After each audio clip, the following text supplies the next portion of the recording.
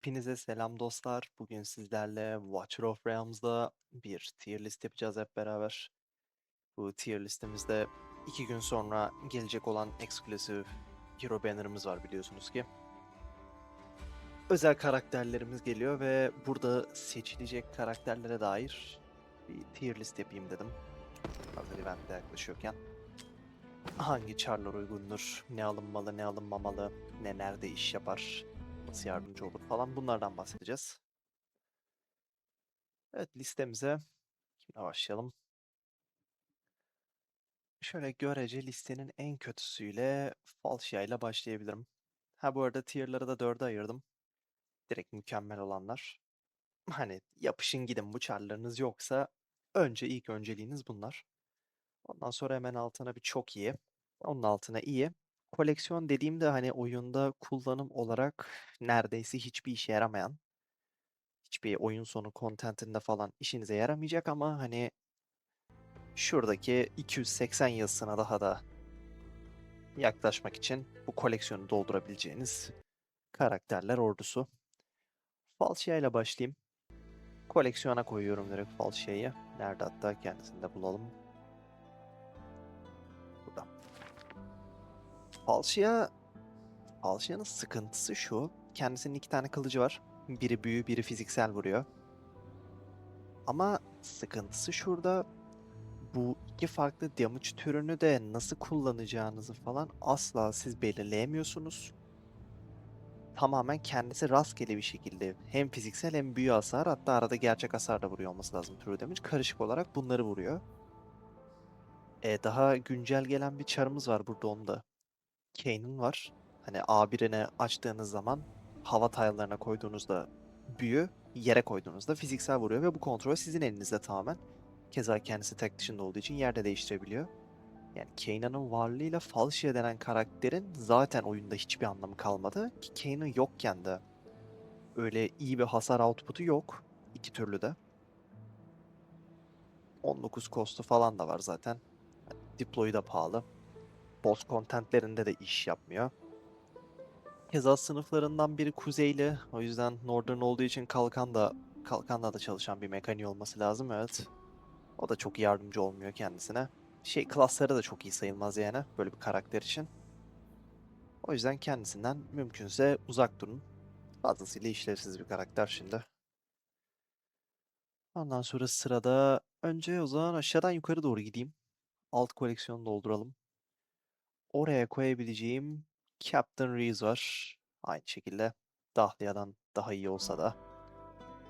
Hemen gidelim. Captain Reeve. Captain Reeve'in olayı tamamen açtığı ultide inanılmaz bir şekilde kitle kontrol sağlaması.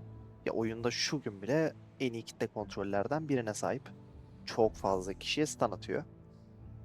Ama bu ultiyi çıkardığımız anda karakterin tanklık anlamında çok iyi bir can barı, statları şeyi falan yok. İyi bir tanklık özelliği taşımıyor.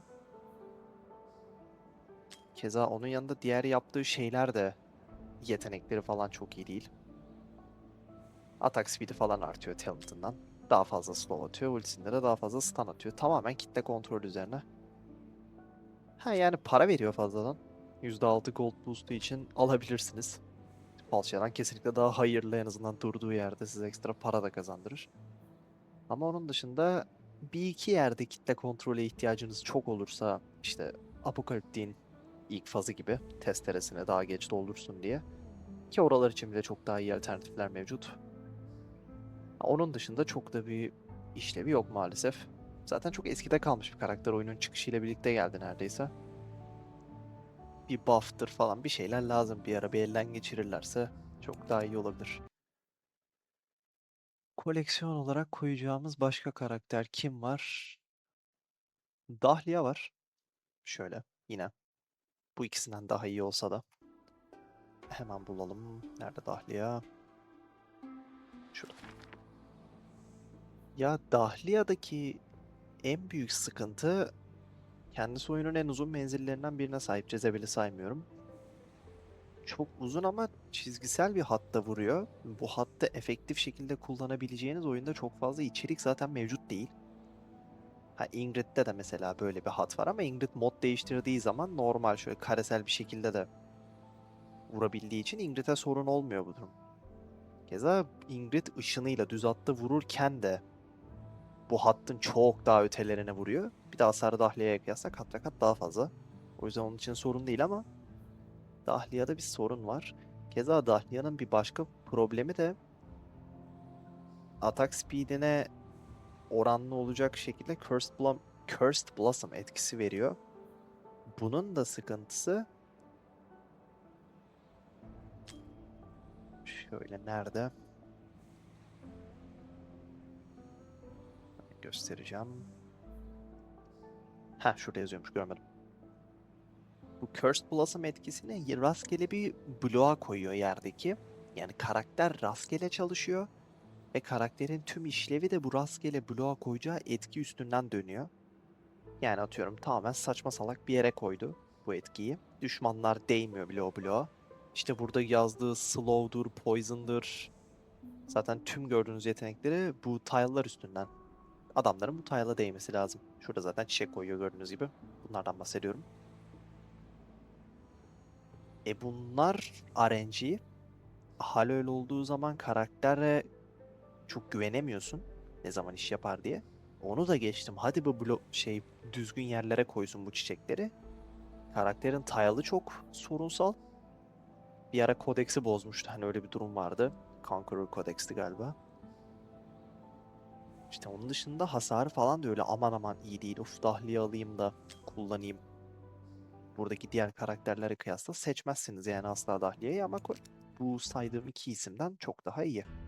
Onu söyleyebilirim. Dahliya'da da öyle bir sıkıntı var. Başka koleksiyona koyacağım çar kaldı mı? Kalmış, evet. Last var. Tam şöyle araya koyabilirim. Hatta Progression için Dahlia'dan bile daha iyi olabilir bence. Şöyle yapacağım. Bir de dizaynı çok çok daha güzel. Nerede? Last burada. Ya Last'ın sıkıntısı tamamen power crept oldu. Hiçbir yerde çıktığı zamanki gibi vurmuyor. Char basitçe eskidi. Yoksa mekanikleri falan çok kötü değil Last'ın. Özellikle şurada bir tane şeyi var. Heh. Damage increase falan veriyor ally'larına. Aynı zamanda Nightmare Council'sa bu Rage de öfke enlemesi de sağlıyor direkt. Unique bir mekanik, bildiğim kadarıyla başka bir çarda da yok zaten. Yani aslında kit'i falan kötü değil. Keza Arrogance'la olan bağı iki taraf için de baya güzel. Ama Arrogance da aynı durumdan çekiyor. O da Power Crept yedi. O da Progression için harika bir unit ama bir sürü yerde kullansam bile hiçbirinde en iyisi değil. Yani işini en iyi şekilde yapmaması iki çar için de geçerli. Basitçe eskidiler yani çıkan yeni çarlarla birlikte. Last'ın da en büyük problemi bu. Yoksa kit olarak falan işlevsiz bir kit yok. İyi bir damage dealer. Hatta oyuna yeni başladıysanız ya da oyunun ortalarındaysanız çoğu yerde işlevsel de olur. Ama endgame contentlerde kesinlikle hiçbir yeri yok. Çünkü çok çok daha iyi alternatifler var. Last'ta bir şey yapmanız maalesef mümkün değil. Last'ın da durumu basitçe bu şekilde. Aralarında en sevdiğim karakter zaten koleksiyonlar içinde Last. En azından en işe yarama ihtimali olan karakter o. Keza bir de dizaynı bayağı iyi. Gelelim iyi koleksiyon, iyi tier'ına. Bu iyiye koyacağım karakterler hani tavsiye edebileceğiniz ama öncelikle kesinlikle mükemmel ve çok iyideki karakterlerin hani hesabınızda olması. Baktınız bunlar var. Hatta bunlara önemli awakening'leri uyandırmaları da aldınız. Koleksiyondan önce alabileceğiniz çarlar gibi düşünebiliriz. Buraya kimi koyuyorum? Buraya öncelikle Anora'yı koyabilirim. İyi ki onu gördüm. Hemen gidelim Anora'nın yanına. Anora'nın unik bir mekaniği var kendine özel. Hiçbir şekilde bufflanamıyor kimse tarafından. Ama hiçbir düşmandan falan hani negatif etki de debuff da almıyor. Tamamen kendi halinde takılan bir karakter. Zaten kendisini koyduğunuz anda bir ejder çağırıyor Labor diye. Summon'ları aracılığıyla vuruyor. Bu summon'larının da işte magic damage falan vurma gibi bir sürü özelliği var. Keza Anora içerideki tüm şeyleri, summon'ları, işte bu Velis'in klonları gibi falan bunların hepsine hasar buff'ı sağlıyor. Yani bolca summon kullanıyorsanız Anora'yı orada kullanabilirsiniz. Hasarı kötü değil. İyi bir damage potansiyeli var. Ha eski de biraz. Powercraft oldu görece. Hala kullanıldığı yerler var ama kesinlikle Ymret buff'ı da lazım. Ymret'iniz açık değilse, Ymret'iniz açıksa daha doğrusu Labor yerine Labor Ice diye daha güçlü bir summon çağırıyor bu arada. Bu summon çok daha fazla hasar vuruyor, çok daha fazla şey yapıyor. Winter's Bite falan da uyguluyor. Normal Labor galiba uygulamıyor Winter's Bite, evet.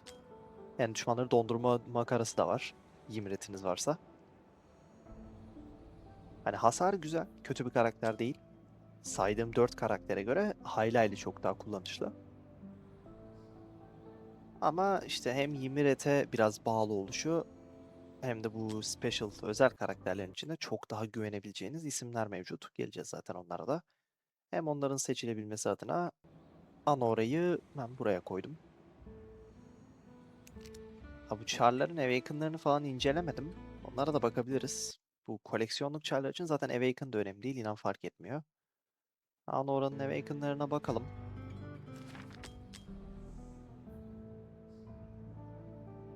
Hmm. Noxious Breath şey yaptığı anda 8 kişiyi stun atabiliyormuş. Magic Resist yok sayıyor.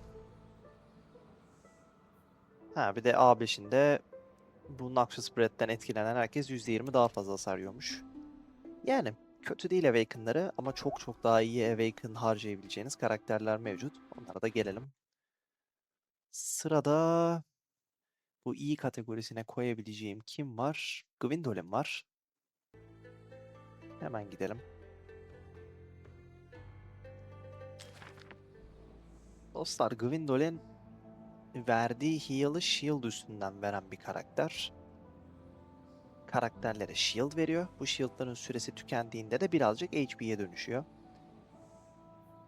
Gwendolyn mesela şu an Gear Dungeon 3 inanılmaz iyi bir alternatif. Eğer artifact'te olan Rivenhal'dınız, Draylen'ınız hani bunlar falan eksikse ya da tam kullanamıyorsanız ve Gwendolyn'iniz varsa kesinlikle kullanabilirsiniz. Gear Dungeon 3'ün kraliçesi gibi bir şey. Herkese inanılmaz fazla shield veriyor karakter. Gerçekten shield zaten Gear Dungeon 3'ün ana mekaniği. Herkese shield lazım. Aynı zamanda rage regen falan da sağlıyor. Keza bu shield'lar kırıldıklarında çevredeki düşmanlara hasar da veriyorlar. Hem fiziksel damage zayıflığı bir de donma sağlıyormuş. Hasar değil de. Güzel karakter. Ha, Gear Dungeon 3 için zorunlu mu? Değil. Başka alternatiflerle de geçmeniz mümkün. Ama gayet iyi bir option. En iyi parladığı yer orası. Kesinlikle başka yerlerde de kullanabilirsiniz. Ama Shield hani o kadar ihtiyaç duyulan bir mekanik değil oyunda düşündüğümüzde. Ama yine de kendisinin kullanımları falan mevcut. Awaken'larına bakalım. A1'e shield'lar patladığında daha fazla düşmana bu etkileri uyguluyormuş. A2 stat zaten. A3'ünde direkt ölmeme şeyi var. Bir seferliğine. Bir de HP yeniliyormuş. A4'te stat. A5'i de A5'i de her Icy Shell attığımız zaman ultisine yüzdelik can veriyormuş savaş içinde. Güzel. A5'i bayağı iyi yani. Ama dediğim gibi keza buna da Awaken almaktansa çok daha iyi alternatifler var. Kendisi de iyi bir karakter. Tercih edebilirsiniz. Anora'dan bence çok daha iyi. Üstüne koyacağım o yüzden. Başka iyi diyebileceğim karakter burada. Bakıyorum. Yani bir Akira'yı iyiye mi koyayım, çok iyiye mi koyayım diye bir arada kaldım. Bir dursun ona en son bakalım. Çok iyilere çıkacağım. Daha doğrusu mükemmele dostlar. Hani 3 tane karakter koyayım mı? Kaç tane koyayım? Buradaki çarların hepsi iyi bu arada. Şu iyiler de iyi de şu altta kalan 7 tanesi de çok çok iyi karakterler. Şimdi dağıtacağım onları. Mükemmelden başlayalım. En tepeye tabii ki oyunun en güçlü karakteri. Direkt bende de yok. Bu hafta olacak. Arkadaşlar bu çarı alın. Hani yoksa başka tier listin tamamını falan dinlemenize gerek yok. Bu cümleyi duyduğunuz gibi bu çarı alın. Çünkü Dio-chan oyundaki hem en iyi inspiration yani hasar buff'ı karakteri, aynı zamanda şu beyaz formuyla sağladığı hasar azaltmalar, verdiği heal falan gerçekten çok güçlü. Ultisi zaten form değiştirme. Ingrid gibi falan. Kendisi keza form değiştirdikten sonra bir önceki formun etkilerini belli bir süreyi devam ettiriyor.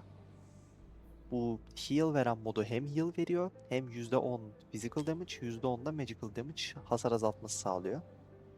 Diğer halinde de %10 penetration increase veriyor. Bir de kaç inspiration veriyordu? Hemen ona da bakayım. Yüzdeliği yazıyor mu? Yüzdeliği de yazıyor olması lazım. Ben mi göremedim?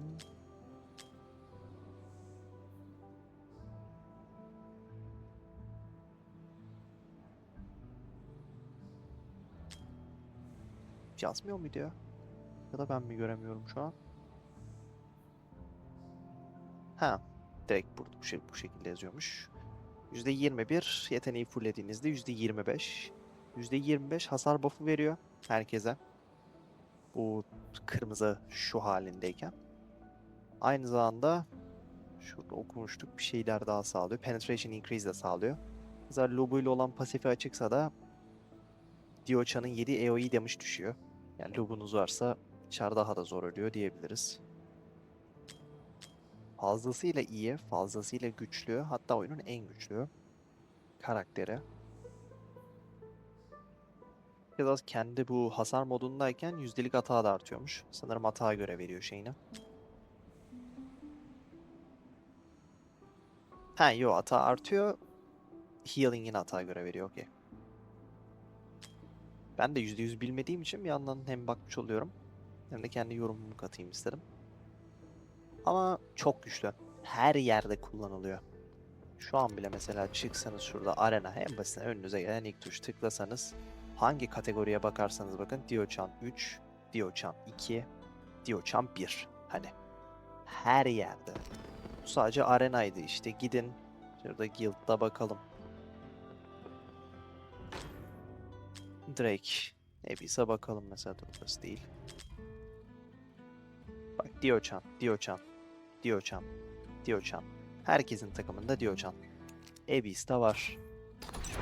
Apok'a bakalım. Burada var mı?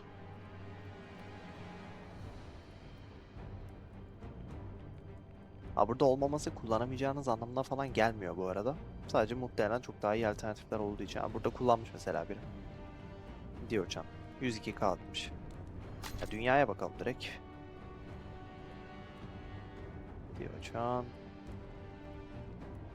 Burada çok göremedim ama gösterdiğim içeriklerde mevcut. Keza başka bir sürü yerde de kullanabilirsiniz.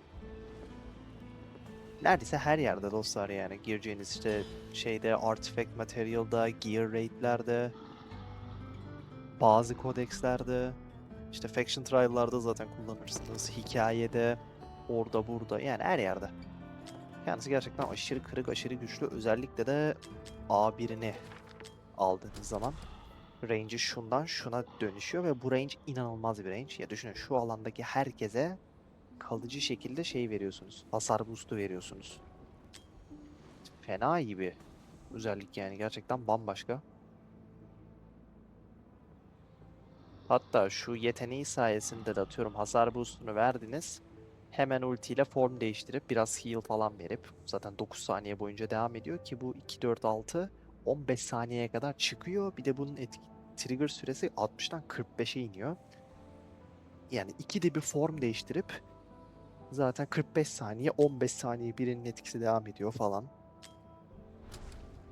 A3'ün de ekstra boost alıyor. Ekstra bir damage reduction.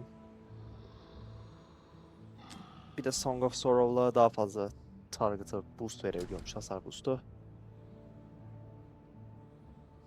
A5'inde de formlar arası değişiklik yaptığınız anda geçtiğiniz formda ekstra bir özellik %500 heal ve yüzdelik değil de rage gem veriyormuş herkese falan.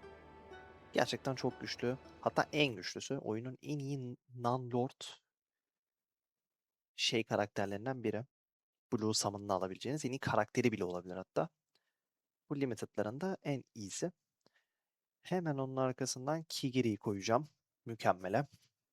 Onu takip eden. Kesinlikle Dio-chan daha önde Kigiri'ye kıyasla. Onun da sebebi şu dostlar. Nerede Kigiri? Hemen bulalım. Kigiri çok farklı mekaniklere sahip. Oyunda ultisini doğru zamanda kullandığınızda sıfır hasar yiyip karşıya inanılmaz hasar vuran tek karakter. Bildiğiniz peri atıyorsunuz basitçe. Bunu oyunda yapan tek karakter. Keza kendisinin her kaynaktan inanılmaz şekilde ofensif dispeli var. Yani öyle böyle değil. Yeteneklerine baktığımızda. Burada Sweeping Strike'ı var. Bir süre hedefe vurabiliyor. Ultisinden zaten bahsettik. Kendisi gerçekten inanılmaz güçlü. Kanama da veriyor keza. Ayrıca %50'lik bir şekilde defans ignorelayıp bu Sweeping Strike ve Ember Strike'ın AoE damage'ları kanama vermesinin yanında %50 defans ignorelayıp bir tane buff kaldırıyor karşı takımdan. Yani bu da sürekli tetiklenen bir durum. Buradan %15 şansla ekstra bir atak da triggerlıyormuş mesela. Ultisinden zaten bahsettik. Düz vuruşları fazlasıyla güçlü. Her 40 saniyede bir sweeping strike yapıyormuş. Bu altta bahsettiğim etkiyi yapan. Ama bu karakterdeki sorun ağırlıklı olarak şu. Yani bu çarı tabii ki A0 haliyle sadece düz bende şu an A0 mesela. Dümdüz var elimde. Kullanabilirsiniz. İş yapar elbette. Ama bu karakterin oyun sonu contentlerinde canavar olması, her yerde en tepedeki sandıklara, ödüllere falan ulaşıp en zirveyi zorlamak istiyorsanız bu karakterin A3 hatta A3 bile değil A5 olması lazım. Çünkü oyunda Awakening'lere en çok dayanan 3-5 çardan bir tanesi. Yani inanılmaz şekilde uyandırmaya ihtiyacı var. A1'inde, A2'sinde, A4'ünde hiçbir şey ya penetration falan veriyor. A2, A4 stat. A1'i de öyle çok önemli bir şey değil. Rage yenileyip can yeniliyorsunuz. Ama A3'ü ve A5'i inanılmaz bir A3 ve A5. Hasar potansiyelini katlıyor. Additional damage'lar falan vuruluyor. Burada zaten ultisini şey yapıyorsunuz. Geliştiriyorsunuz. A5'inde de ultisi artı pasifi keza tekrardan gelişiyor.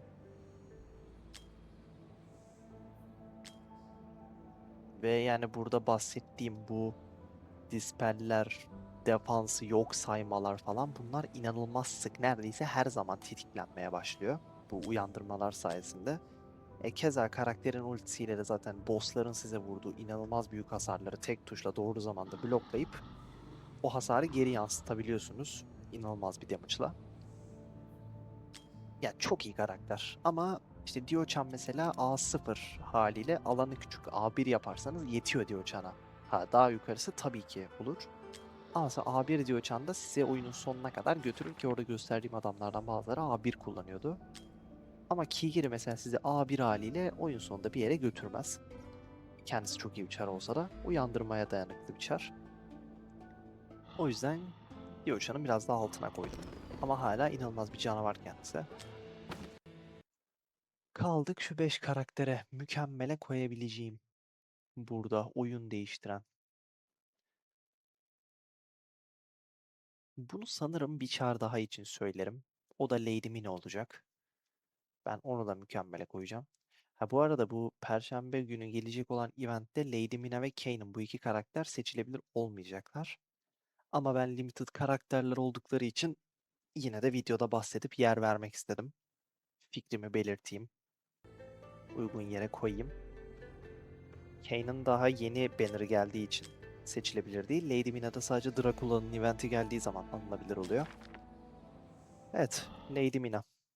Şu ikisinin altına. Dostlar Lady Mina'da mekanik çok farklı. Çok değişik bir mekaniği var kendisinin. Kendisi büyücü ama ultisinde piercer hasarı falan vuruyor. Okçuymuş gibi anti yani havadaki şeylere falan ekstra vuruyor. Lady Mina'nın esas olayı şu.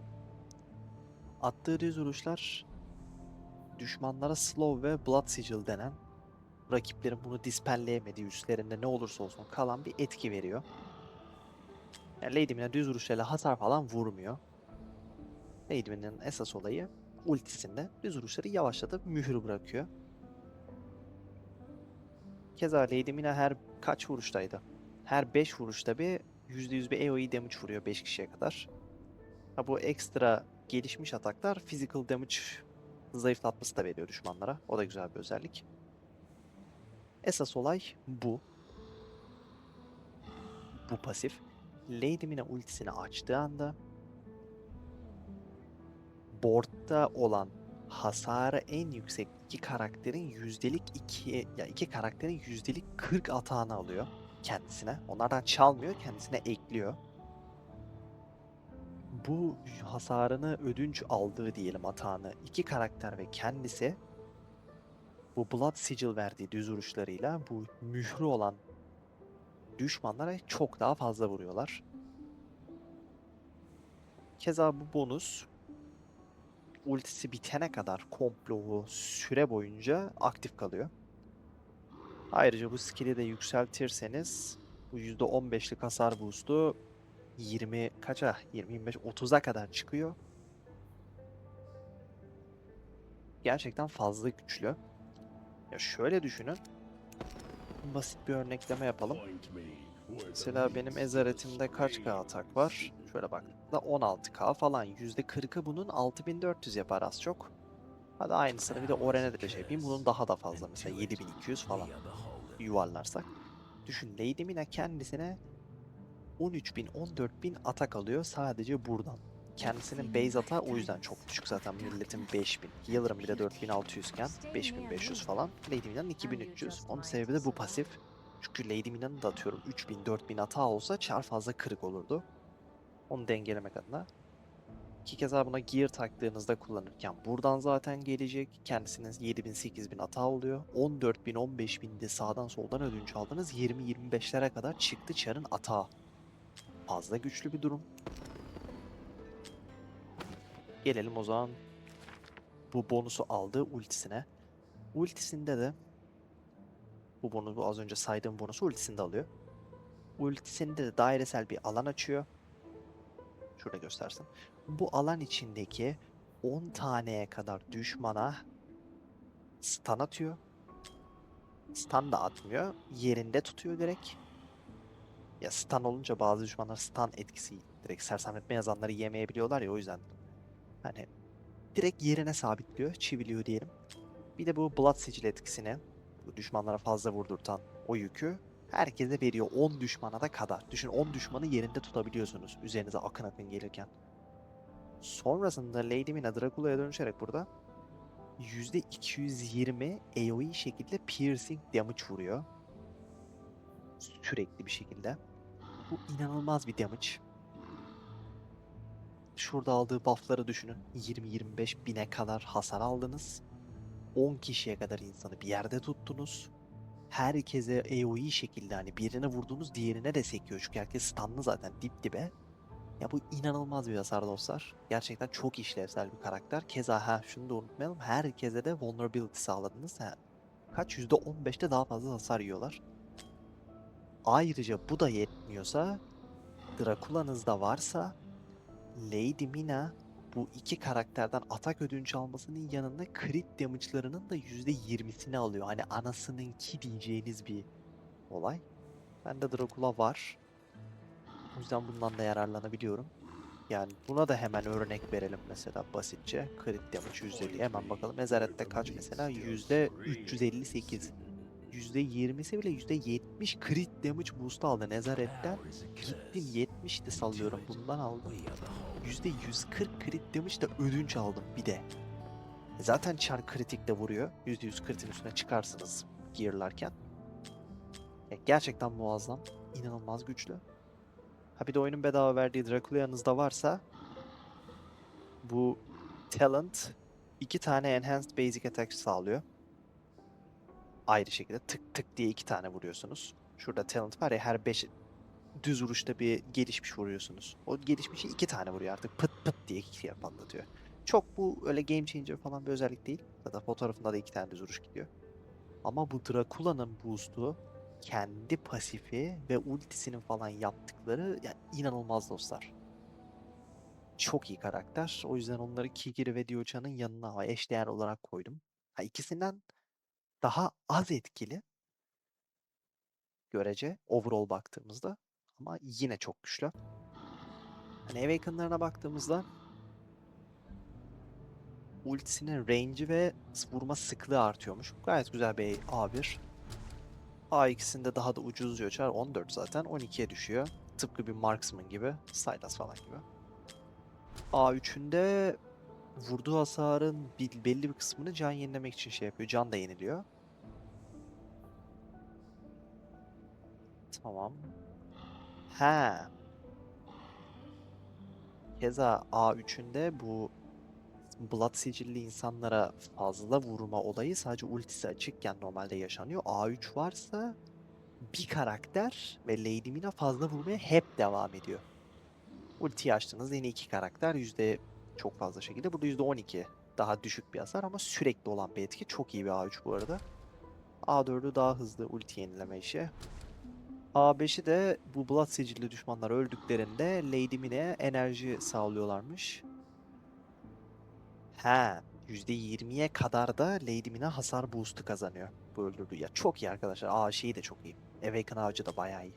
Kesinlikle investleyebilirsiniz. Çok muazzam bir karakter yani. Ben çoğu yerde kullanıyorum. Range'i de keza Piercer'a şey olduğu için Piercer Lord'u kullandığınızda şöyle 3 tile ileri bakıyor. Uzağa da vuruyor. Bir de yavaşlatma etkisi de olduğu için düşmanlar daha yavaş geliyor. Kesinlikle öneririm. Dio-chan ve Kigiriniz varsa Lady Mina'yı buralardan dediğim gibi alamıyorsunuz. Lady Mina'nın kendi şeyi var. Banner'ı var. Dracula eventine gelen. Kaçırmayın yani. Event geldiği gibi bu çarı elde edin. Hatta her event geldiğinde uyandırmasını da almanızı. Çünkü sadece kendisi böyle geliyor. Buradaki gibi. Nerede? Ha. Seçici olarak değil de direkt kendi limited banner'ı geliyor. O yüzden her seferinde uyandırmasını 200'de bence almanızı tavsiye ederim. Kaldık şu 4 karaktere. Şimdi burada muhtemelen 4'ünü de çok iyiye koyacağım. Yüksekten alçağa. En tepeye Wukong'u koyarak başlıyorum. Wukong normalde bir ne kadar diyeyim? Biraz daha önce yapıyor olsaydım bu tier listi birkaç ay önce falan buraya koyardım. Ama hani yeni gelen karakterler falan Wukong'u yavaş yavaş aşağı itmeye başladı. Nerede Wukong? Göremiyorum. Heh. Evet. Wukong.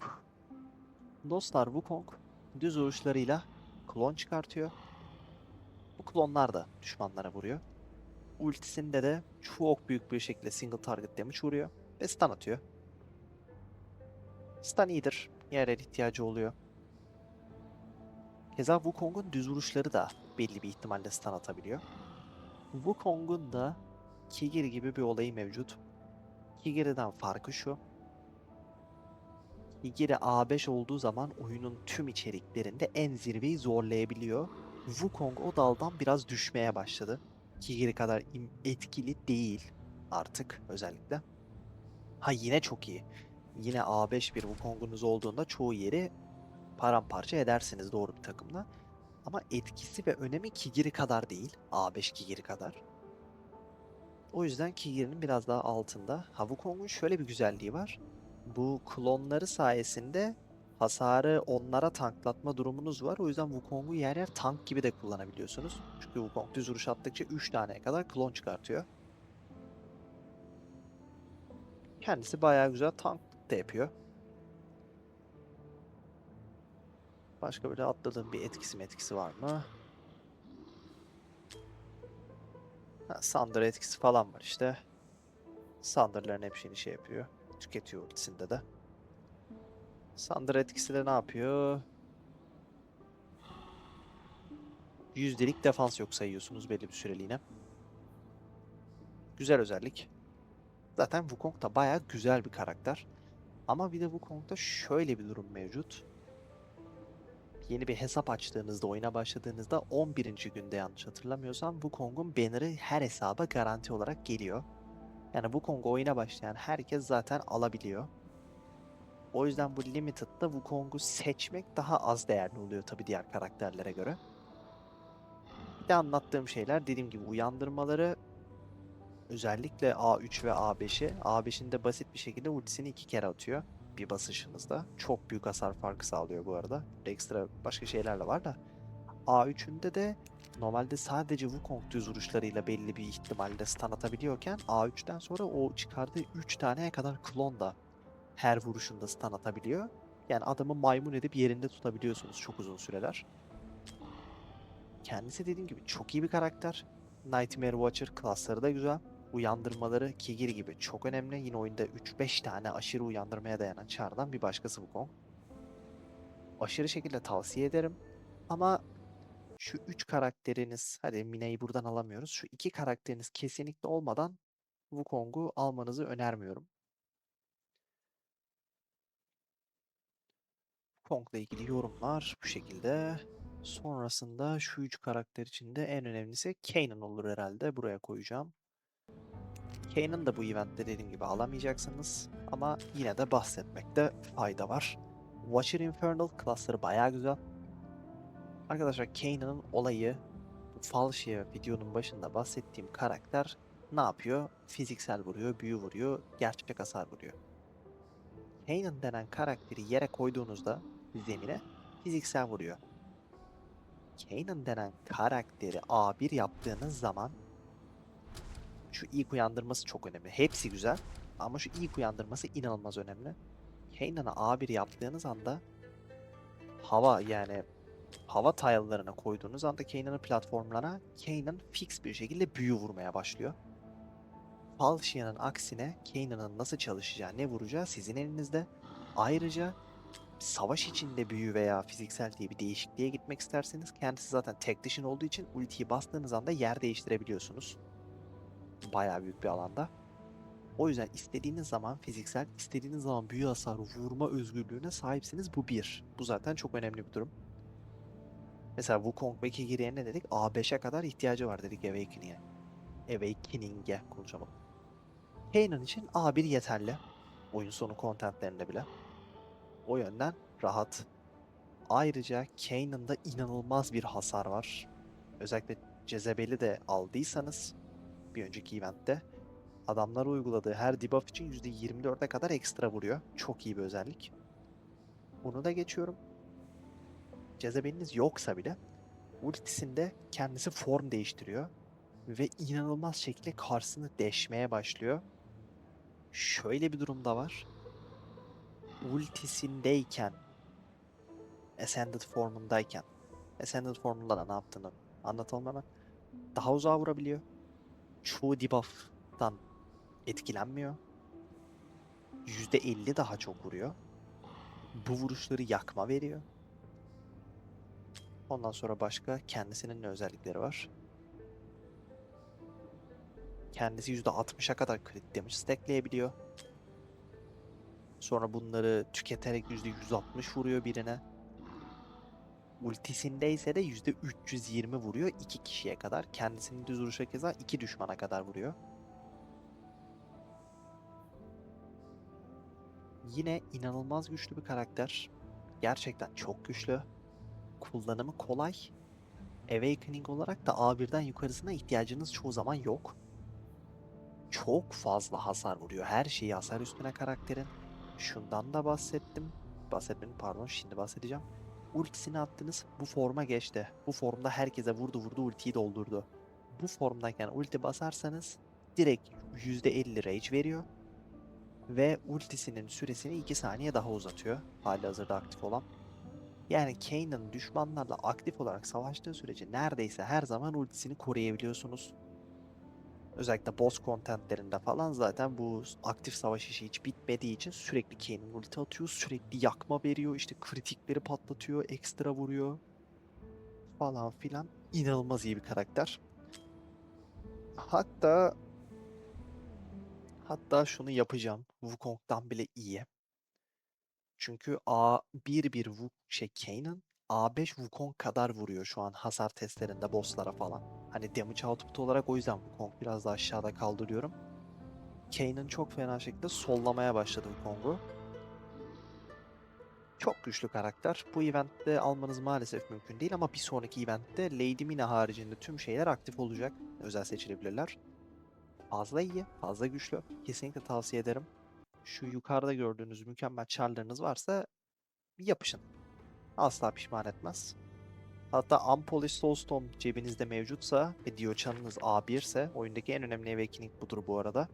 Şu range'ini şundan şuna aktarması inanılmaz güçlü bir özellik. Bu range sağdaki range çok kırık bir range çünkü düşün şu alandaki herkese hasar boost'u, işte fiziksel büyüsel hasar azaltma boost'u, heal, bu her şeyi veriyorsun şu alana. Çok güçlü.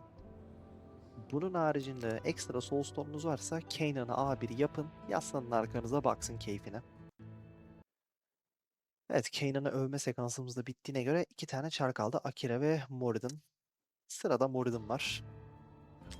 Nerede kendisi? Nightmare Council. Moridin.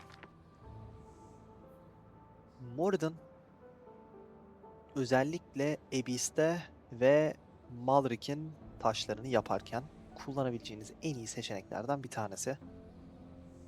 Hasarı çok güçlü. Millet biraz hafife alıyor Moridin'in vurduğu hasarı. Bir underrated durumu mevcut karakter için. Gerçekten fazla vuruyor. Özellikle çarı. Nerede? Ha, şurada. Valara'nız varsa. Valara'nın verdiği buff çok iyi. Normalde Moridin yük kazanıyor. Alanında düşman olmadığı her saniye. Nerede yazıyordur şurada bir yerde. Ha. Menzilinde düşman yoksa Charging State'e geçiyor ve Dark Infusion denen bir buff şey yapıyor üstünde. Bunu 5 kereye kadar şey yapabiliyor. Ulti bastığında da tüm bu şeyleri harcayarak yükleri etrafında toplar dönüyor. Her yük başına da tüm statların %10 yani %50'ye kadar statlarını boostluyor ve 20 saniyeye kadar da şeyi uzatıyor. Neymiş? Prince of Darkness State. Tamam işte. Ultisinde özel bir etkiye giriyor Mordun. 20 saniyeye kadar bu etkinin süresini uzatıyor ve %50 statlarını güçlendiriyor. Çok güzel bir özellik. Ama bunu da bir kenara bırakalım. Moridan'ın kendisini bile boş verin. Moridan'ın Valara'ya verdiği bir özellik var. Nasıl Valara Moridan'a veriyorsa tam zıttına mevcut. O da şu. Bir kere Valara'nın ilk yere koyma kostunu 5 azaltıyor. Bu inanılmaz önemli. Arenalarda falan o sizi deşen Valara oyuncuları 12 kostları olduğu için yetiştiriyorlar oyun başında. Direkt koyup direkt eritmeye başlıyorlar. Çok büyük fark yaratıyor. 5 kost ucuz olması. Ya en büyük farkı arenada yaratıyor ama diğer içeriklerde de tabii ki ucuz olması bayağı önemli. Bunu da geçtim. Bunun yanında ultisi sırasında attığınız ultiyi, Valara'nın ultisini biliyorsunuz. Görünmezlikten çıkıyor, istediği yere hareket ediyor ve önündeki herkesi itip yavaşlatıp falan deşmeye başlıyor. Şöyle hemen göstereyim. Zaten biliyorsunuzdur. İnanılmaz bir şekilde parçalıyor. Mesela bak burada öldü düşmanlar. Ulti boşa gidiyor. Ultinin içinde düşman yoksa her 2 saniyede bir %8 öfke yeniliyor. Bu inanılmaz güçlü bir özellik. Yani çok iyi yani. Ulti yani paso Valara ulti oluyor. Ve Valara'nın ultisi çok güçlü.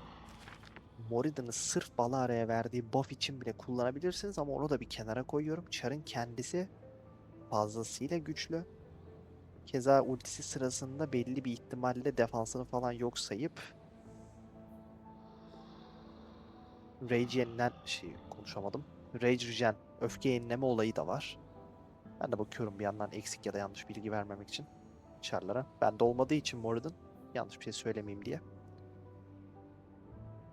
Ultisinde de zaten dediğim gibi kendisini güçlendiriyor. Üstündeki Dark Infusion denen yükleri tüketiyor. Hasarı artıyor, statları artıyor, ultisinin süresi uzuyor.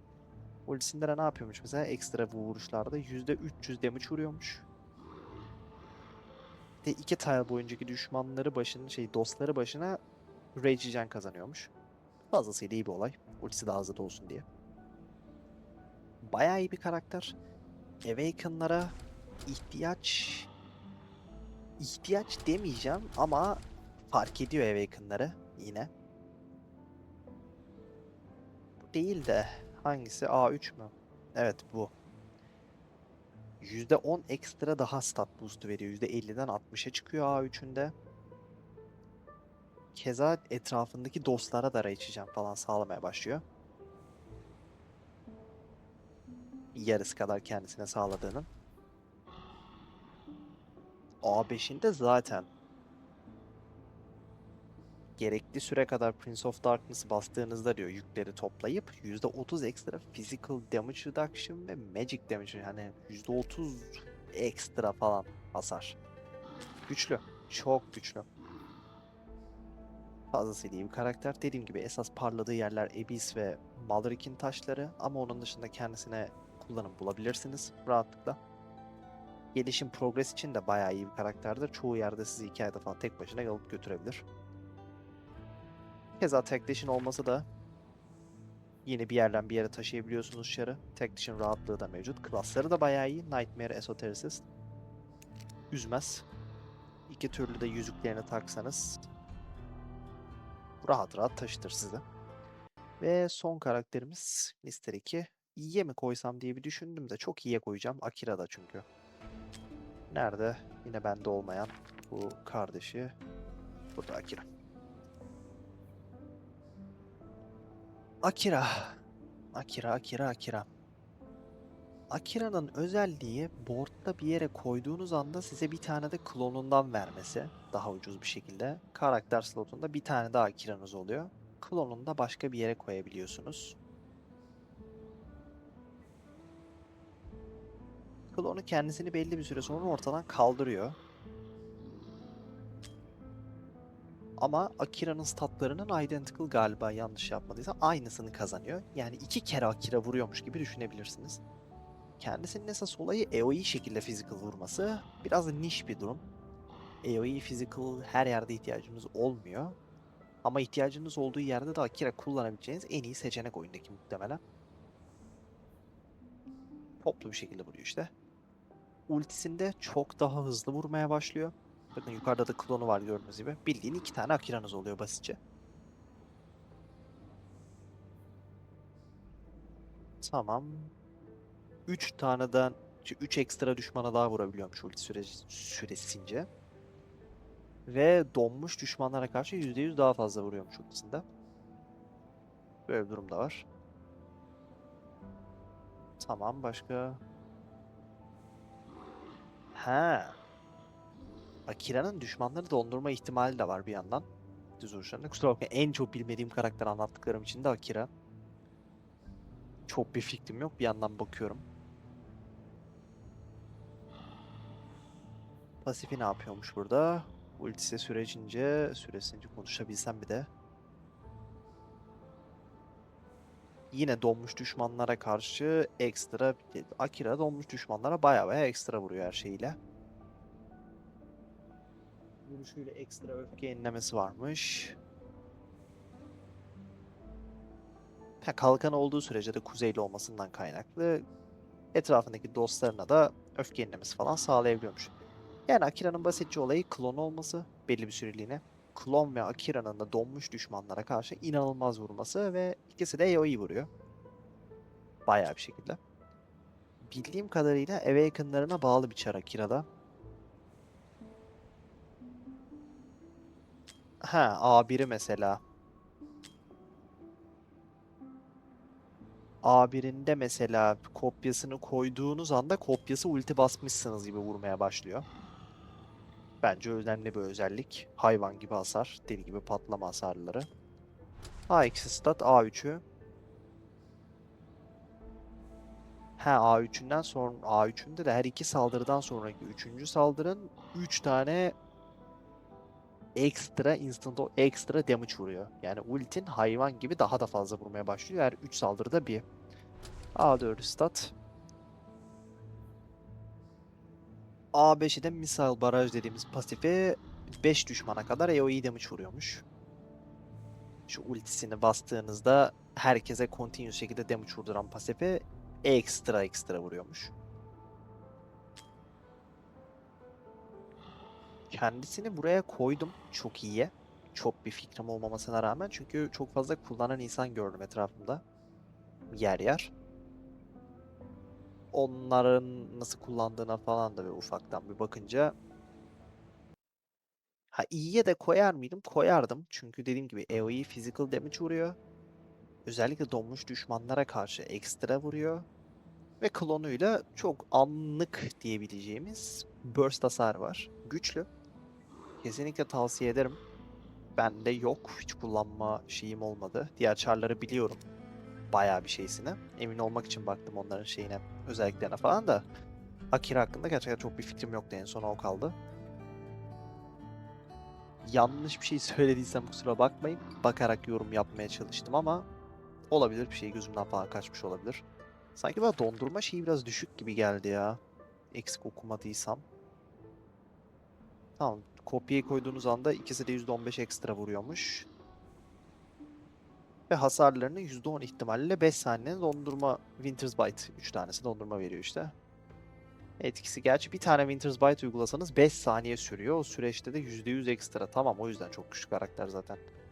%10 bile olsa bir tanesini klon ya da sen aynı anda 50 bin tane atış atıyorsunuz etrafa. Biriniz bile tuttursanız Winter Bite etkisi üstünde kalıyor. Zaten sonrasında bir sürü fark ettiyseniz burada ultide de gösteriyor. Sürekli bir hasar var. Bir o vuruyor, bir o vuruyor falan. Bu süre boyunca da ekstra, bayağı ekstra vuruyorsunuz hatta %100. Ulti sürecince %20 ekstra bir hasar var. Awakening'lerinde bu daha da yukarı çıkıyor. Keza %15 hasar boost'u falan da alıyorsunuz klonu yere koyduğunuz anda. Fazlasıyla iyi. Ha, burada Phantom'ın çalışma mekaniği de varmış. Ha, Phantom her düşmanı öldürdüğünde de 1 saniye cooldown'u düşüyormuş 30 saniyeye kadar.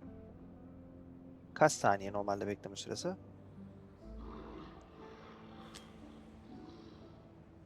60 saniye, 30 da yani yarı yarıya da indirebiliyorsunuz Phantom kill aldıkça. Fazlasıyla güzel.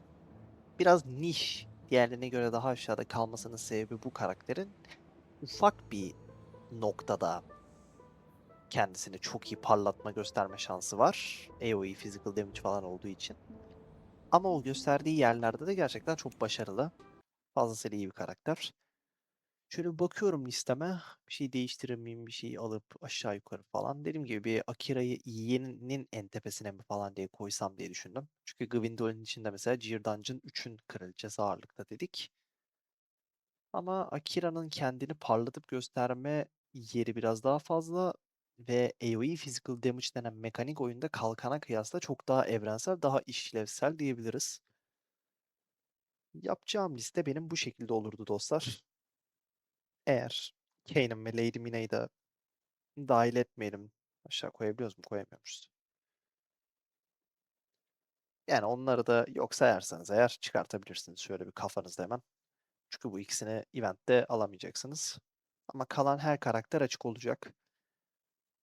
Tekrardan bir özetleyip videoyu bitirebilirim. Böyle tier listler yapacağım bu arada. Sadece şu event gelirken bir hemen ufak bir tier listi izleyenleri falan bir bilgilendirmek istedim. Bolca tier list yaparız. Hiçbir sıkıntı yok. Tüm lordları değerlendiririm.